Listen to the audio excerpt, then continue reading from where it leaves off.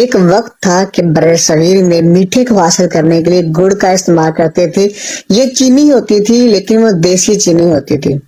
اور اس کے جو بنانے کے دونوں کے جو پروسیس تھے وہ سارے کے سارے آرگینک وے تھے.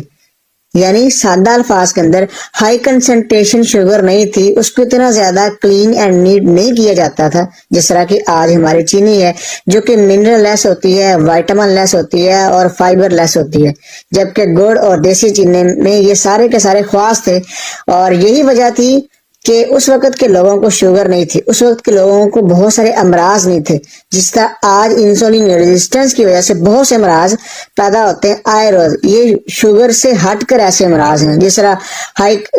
کولیسٹرول کا ہونا، دل کے امراض کا ہونا، اس کے علاوہ جگر اور گردوں کا متاثر ہونا. یہ یاد رہے کہ وہ لبلبا کہ جو اللہ نے آپ کے لیے بنایا، جس نے 70 80 90 یا 100 سال تک یہ